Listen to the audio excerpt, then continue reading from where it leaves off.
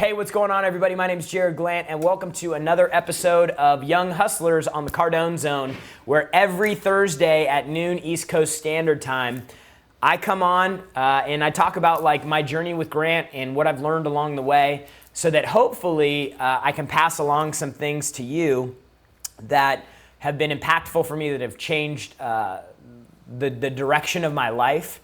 I wasn't brought up to think with doing such massive monster things, you know, like my parents, you know, they didn't make a whole lot, you know, they did well. We didn't really want for anything, but like they weren't rich, you know, they weren't wealthy, and they were amazing parents. But like the truth is if you guys want to get somewhere in life, you have to start looking for the right type of people to surround yourself with and the right type of environments to place yourself in, so that you can learn the things that you weren't taught.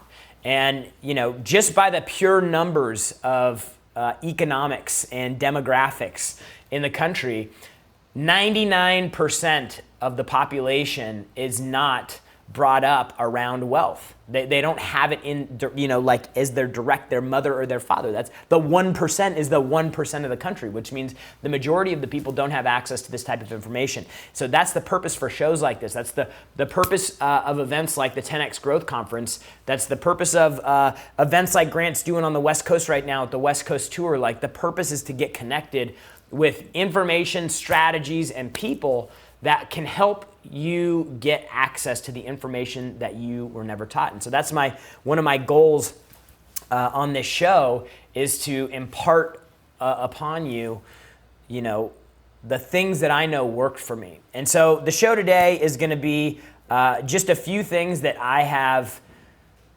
learned along the way, things that I think with, things that I apply with, like for daily success. And the very first thing, we talk about this all the time, number one thing you got to do to start your day out for success is you got to get goal focused. Goal focus creates intention, it creates direction, it creates purpose, it creates confidence, it creates a reason, you know? Like, I don't know how many of you listening right now are in love with your job.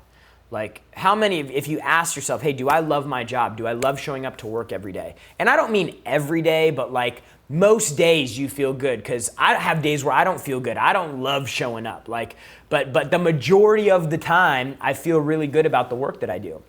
And so for a lot of people, I believe that when they aren't connected to the reason why they're showing up to do what they're doing, they lose that direction and they lose that focus, and then they wonder what their purpose is and why am I doing what I'm doing, and I got a boss that yells at me, or I got coworkers that, you know, that talk trash behind my back, or, you know, there's drama over here or there. You guys want to tell the construction guys to just hold off for like 30 minutes? We're doing all this crazy expansion over here. So like getting goal focused at the beginning of the day was one of the biggest difference makers for me. And in the, you know, in the course of a week or a month or a year or 5 years or 10 years that I've been with Grant, continually focusing on the thing that is driving me to show up every day, and it's driving me to push through the hard things, and it's driving me to push through the big obstacles and goals, has been a massive, it creates momentum and it creates like additional push. So I'd say number one is being highly goal focused. Number two is, without a doubt, you have to find a way to get much more done during your day than you could ever imagine. Like the amount of people that show up, go to work, and think they actually did work, probably 99% of people. Like they can't even get into the realm of, I've got so much going on that I don't even know what to do, where to go, or when to do it. Today, perfect example. I'm sitting there busting my ass working, and then all of a sudden Francisco runs in and goes, hey dude, we doing a show at 12:02. No show title, no topic, no nothing. Because I'm freaking grinding out trying to do 15 other things. And a lot of people in our organization work like that. There's so much going on, and people are doing so much and accomplishing so much that you lose track of time, you lose track, like You ever have those days where you're just on it and you're so productive and you're getting so much done, and you come into work and you have everything planned out that you need to get done, and then you look up and you're like, dude, it's the end of the day already. Like, you have those days where time just seems to freaking fly? If the answer is yes, then you got to look back and go, well, how many days do I have where it's not like that? And my guess is that the majority of the days that you are in your office or in your place of business, the day does not go like that. The days that go like that for me are when I have so much stuff to do and so much going on, and I'm moving without a whole lot of distractions, and and it feels great, right? So you got to figure out like how to get your day so stacked, doing stuff and being productive. And then what you have to do is you have to start stringing those days together. So the third thing that has been an absolute game changer for me is continuing to develop myself. And whether it's seminars or books, for me, most of the time it's audiobooks, driving in the car. Like I'll give you an example. Some of you have read Grant's book, The 10X Rule. Some of you have read, any of the books, Sell or Be Sold, If You're Not First, You're Last, Closed Survival Guide, whatever. Like, you change as a person and you develop and grow as a person. And what I would encourage you to do is, if you read something or listened to an audiobook or something that you loved, listen to it again a year later. Listen to it multiple times. For me, I lived on Rules of Success, which is one of my favorite programs that Grant created. That was a program that I listened to every single day in my car. It's probably a 15 minutes. It's probably like a 3-hour, 2.5 hour program. I had about an hour or so in the car every day. Dude, I listened to that program every single day for probably a year and a half, maybe 2 years. It was crazy, but I kept going through that program, and I kept, it became something that I internalized so deeply. And so when you find something that moves you, like if it's the 10X rule, or if it's Think and Grow Rich, or if it, whatever it is, like when you find something that speaks to you, you have to continue to consume it over and over and over again, because that's how you really internalize and know something. It's said that the knowledge that you have, like when you truly understand something, you should be able to teach it. So think about that. Think about the fact that you went through the 10X rule and you loved it. Most people retain less than 10% of the information that they consume from a book. There's things that you like, there's things that catch your eye, but you forget most of it. And so by continuing to repeat it and go through it, you begin to learn it and have a deeper understanding of it, and you can access it more when you think about it. And if that happens, then you can actually start applying it to your life. And then when you do that over a period long enough where you truly have internalized, contextualized, and understand content and information, then you can go out and teach other people. So I think that for me, number one, highly goal focused. Number two, try to get as much as you could possibly get done in a single day done. Continue to add stuff. I learned this from Grant. This wasn't my origination or my idea. This was something that I saw from him. When I got to the point where I was to the gills and I'm like, dude, I cannot possibly get one more thing done, he'd be like, oh yeah, we're going to do an event in 2 weeks. And I'm like, crazy. But it starts expanding you and what you're capable of and all the different balls that you can juggle. This is a crazy process, this thing of trying to figure out how to do something massive and do something do the thing that you need to do to get the life that you deserve. It's such a trip figuring it all out.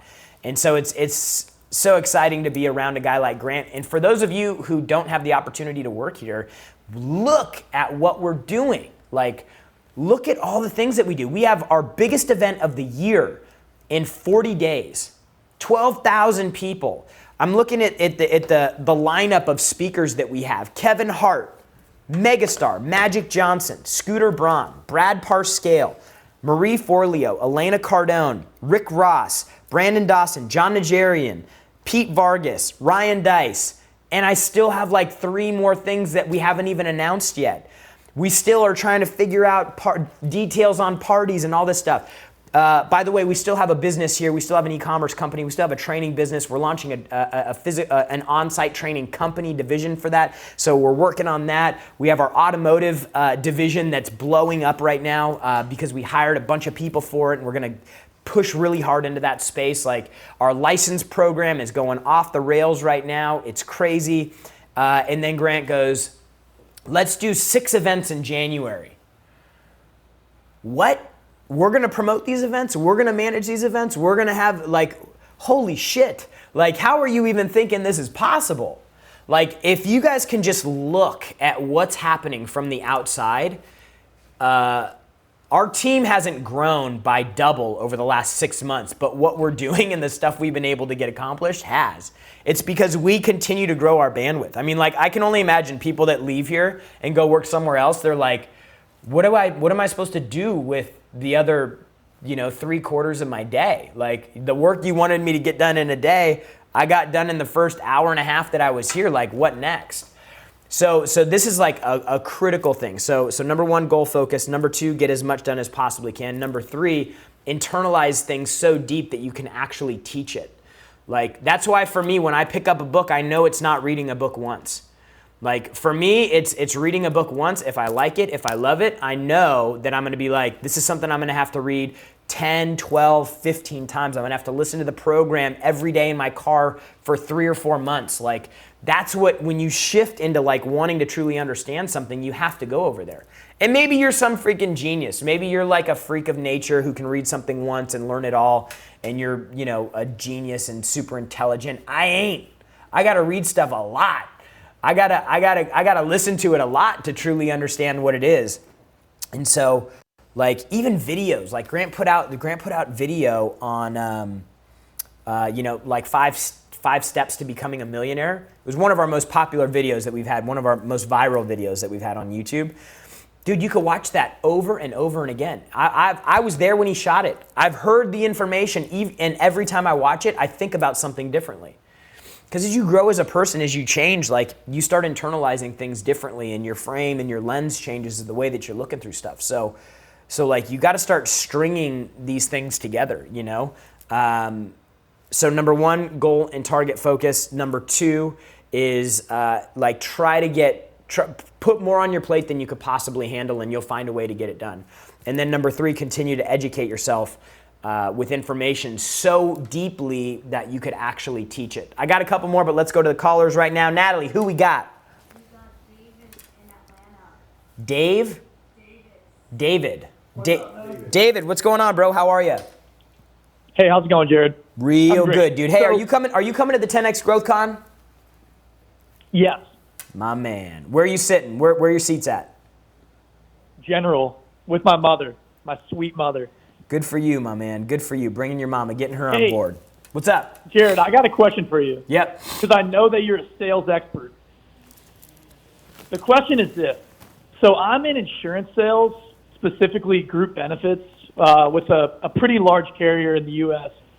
And I study all the Cardone U stuff, but the tricky thing is in my industry, sales are conducted through a brokerage. So I was wondering if you could give me advice as to best practices for using those principles, but going through a broker, because that's just the way that the business is done, unfortunately. It's not just strictly B2B, like carrier to client, or, obviously it's not B2C. So just define that for me. So you have, let's just say you've got a big bank, right? And you're trying to get their policy. Yeah. Right? So let's just say, yeah. So you reach out to the bank, you find out the person that's in charge of doing it, you get on the phone with them, you do your razzle dazzle, and they're like, wow, this sounds great. What happens next? No, so how it would work is like, let's just say I'm going to the bank, right? I want to get the banks, I want to be responsible for their group benefits. What I would have to do is go through a broker, whether it's at Aon or Mercer, and basically they're the middleman between insurance carrier and client. So it's tough because you don't get to like touch and feel the client. You have to rely on the broker to do that. You get what I'm saying? Yeah, so then I'd say that do you have any communication with the client you want to land or no? You could, but some view that as stepping on the broker's toes. I mean, I wouldn't have any objection to it. Yeah, so then I would just say this. Your job is to sell the client and to sell the broker. Like, you got to be working both angles. You have two customers right now. Like, Grant always talks about, like, when you're in a sale, you should be able to be both the buyer and the seller. Like, you need to be selling the broker continually. You need to be following up with them to make sure that they're following up with the client. And then you need to be following up with the client to let them know that you're engaged in the deal and you're following up with the deal, so you're omnipresent in the deal. The broker can't do anything in the day without thinking about you, and the client can't do anything in the day without thinking about you. Like, the omnipresence thing, eventually it's going to be like the client's going to start pushing on the broker. Do the deal, do the deal, do the deal, because you've demonstrated value, you've hung in there, you've shown up, you've been persistent, and you followed up. Can I ask you one more follow-up question to that? Yeah. So, like, just your own insight, I kind of described to you how this business works. Do you think that going forward the broker will be eliminated just because it causes friction in the deal, or what do you think about that? I mean, like, there's a big shift. I mean, everybody's trying to get as close to the consumer as possible. Disintermediation is what the smart people call it. But it's basically where people get removed from the process. I think that there's a chance that this could happen in the auto business. This is, what do they call it? Not vertically integrated, omni-channel. I forget what they call it. But it was one of the things that I learned in school that never made me any money. But I think that there will always be the potential of somebody to be removed from the process where there's no value added, or, like you said, where friction's created. Amazon's the perfect example of what happens when you eliminate friction between the customer and them getting what they want. You have a 60-second, I mean, like, literally, you pop into Amazon, you pick what you want, you slide to buy, and you're out. So it's like, you know, I think that wherever value, the absence of value will ultimately lead to the elimination of things in that process. So the bank teller, if the machine can do it better, quicker, faster, and doesn't have a bad attitude or whatever, like, I think that there's always the risk of that to happen. The thing you need to do is just continue to, maybe you're the reason, maybe you're the inspiration, maybe you're why the industry changes. I don't know, but play with that, play with that as the rule in your head, going like, hey, I need to be everywhere. I need to be everything to everybody and be everywhere all the time, so that in the event that the broker gets middled out of the deal, or the company does this or that or the other thing, or the industry changes, that you've already built in the muscle to do what you need to do to secure the client on your own. Right. Thanks, Jared. Appreciate it. You got it, brother. All righty, let's go with the next caller. You've got Brett in New Jersey. Brett, what's going on, brother? How are you? Welcome to the show. What's going on, Jared? I appreciate you taking my call. I'll be real quick. I know your time is valuable. My man. I came across you and Grant maybe 6 months ago, and after consuming some of your content, especially about making sure you're in the right vehicle and creating meaningful goals, I realized that serving in a restaurant, even though it's a high-end restaurant, isn't going to get me where I want to be.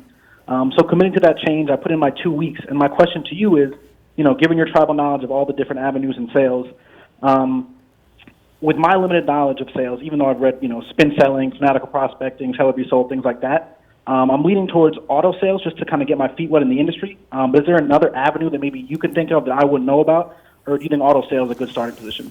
Yeah, so like, I have a real affinity for retail selling. I sold motorcycles and jet skis and boats and things like that.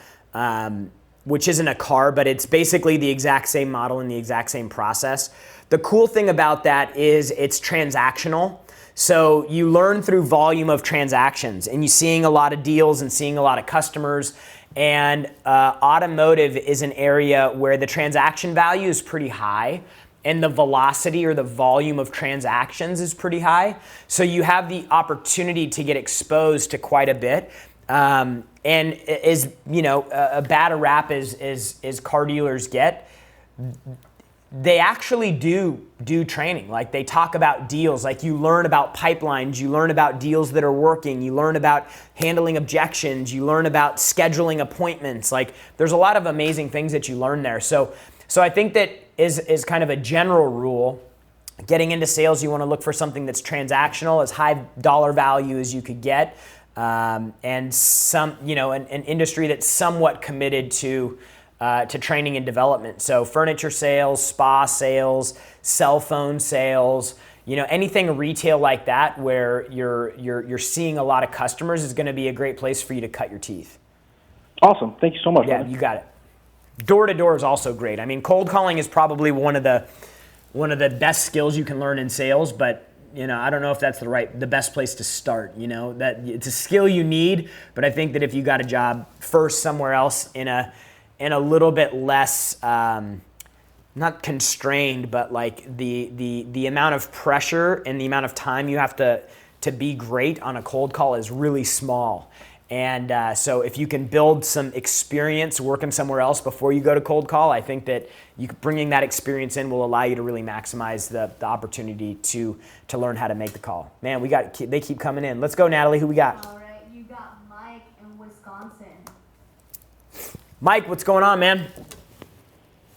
Hey, my name is Mike from Madison. I am just wondering the best way to take retention to customers in the masses and take negative experiences and turn them into positive ones for long-term growth. So customer has a bad experience. You want to try to figure out how to flip them? Yes, exactly. Yeah. So things that go wrong are opportunities for you to show somebody how great you are. I would say that communication is going to be key. Make the call, follow up with them, continue to follow up with them. If they tell you, hey, I'm never going to do business with you again, call them and continue to add value with them. I mean, it depends how deep you want to sink your hooks into them. But when you continue to show up and you continue to add value without a predetermined outcome, meaning like don't continue to call the customer to add value while in the same conversation talk about how you can make them a client. I would say if you have somebody that's completely like blown up and exploded on you, do whatever you can to solve that problem. Let them know like, we're going to get this handled. We're going to get it squared away. I'm going to get you set up. This is how we're going to get it fixed, blah, blah, blah, blah, blah, blah, blah. Like get the situation handled and then use that as a jumping point to build a relationship. And along the way, I would add value until you could swing them, Continue, hey, I want to offer you with some free access to Cardone University. Hey, we got this free thing coming up. I just wanted to invite you. Don't know if you can make it. I know you live in Wisconsin. We're going to be in California, but hey, I wanted to know that like this is going to be awesome. 3 hours, half day, great value. Grant Cardone talking about how to, be more successful. You can go there for free. Absolutely. I just wanted to give you a call and let you know about it. Like you do enough of that, you'll swing somebody. Because they'll experience something from you that they don't experience anywhere. Like the bar is so much lower than people think it is. And if you have a great attitude, you provide good service, you've got enthusiasm, and you stick around long enough where somebody knows that you're actually legit and real, then I believe anybody can be swung. So I hope that helps. We got another one, Natalie? Yes. I got one more. You got Alfonso in North Carolina. Alfonso, what's going on? How you doing? What's going up, man? on, Jared? How are you, bro? Good, bro. I'm good, man. What's your question, brother? Really, my question is, number one is, what's the CBD? Do you know anybody down there who grows CBD flowers? Do I know anybody? Yeah. No. Because you don't know? No. Oh, that's cool. That's cool. My second question is, man, I was wanting to know about them apartments down there because me and my team, we trying to move down there to Florida. Oh, yeah. They got a lot of apartments in Florida, man. You just got to find the deals. I'm looking to just live in one. Oh, you're looking to live in one? Yeah, live in one. Yeah, I'm trying to get familiar with the area because I want to get familiar with the energy. Dude, then you got to get to Miami, dude. That's the only place to be in Florida. That's the only place to be. Yeah. It's Miami, anywhere between Miami and Fort Lauderdale. Hey, I'm gonna see you at Growth Condo. You coming? Yeah, I'm diamond. My man. I'm diamond. You gonna see me? Let's go, bro. You're going to be in the first 2 rows. You might get spit on by Kevin Hart because he's going to be spitting some fire. Hey, yo, long as he giving that education, I ain't tripping on that. Ain't that little water, a little white to knock on. You feel me? All right, bro. I appreciate the call. Be great.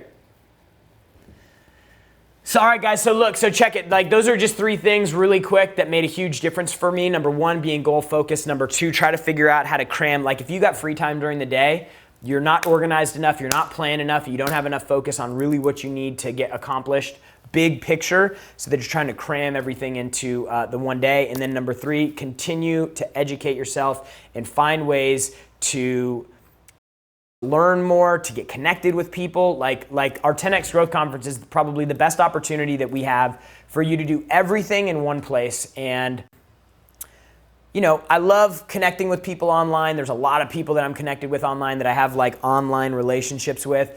But when you can come to a place and you can meet people face to face, you can share a meal with them, you can spend some time with them, you know, that's where you truly build relationships. And so in Las Vegas, February 21st through the 23rd of 2020, 40 days from now, we have the 10X Growth Conference. This is the largest, most talked about conference on planet Earth. Forbes just called it the #1 conference for networking on the planet. And you have an opportunity to be there for 3 days. We have some amazing people that have not even been announced yet. Like, the lineup right now is set.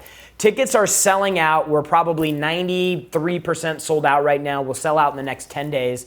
We're adding more stuff. You can always count on surprises. So for those of you who haven't picked up your seat yet, we still got our BOGO deal on executive seats. If you go to 10xgrowthcon.com, you can take advantage there. Crazy, ridiculous lineup, stupid parties, crazy entertainment still coming to be announced, and some special surprise guests that are going to blow your freaking mind. So please join us there. I know that this will be something that you look back on 5 years from now. Like, you will remember this experience for the rest of your life. You could buy another shirt. You could buy a Gucci belt. You could buy some sneakers. You could spend money on a lot of stuff. Spend money on something that has the opportunity to pay you 10x, 20x, 50x in return. This is an investment in you. It's an investment in your future. It's an investment in the network that you want to build. They say your network is your net worth, right? Dude, you got to get around people that are willing to throw down, spend money, and that want to do better, and they want to invest in themselves. So 10xgrowthcon.com, crazy deals right there. Also, if you have already bought your seat, make sure that you've actually gone in the ticketing portal and selected your seat. Just because you bought a seat does not mean you have to go in and actually pick where you're going to sit. So if you haven't, if you don't recall or haven't gone into the system and picked your seat, then call the office at 310-777-0255. We're like literally, I think we have 8 more premier seats left. We've got about 40 diamond seats left. We've got, I think, 80 or 90 VIP seats left. VIP seats include a hotel right now. If you need a deal on anything, if you want a deal, call the office. I'm trying to get this thing sold out in the next 10 days, so I'll do something stupid today. Call 310-777-0255. Talk to Natalie, talk to Glenn, talk to Kelvin, talk to Amir, talk to the team. Let's work out a deal. Let's get you there. I promise you this will be an event that you'll never forget. It'll change your life forever, and I look forward to meeting you in February in Las Vegas. Remember, the only people who condemn the hustle are the ones who've already given up on the hustle themselves. We'll see you next week.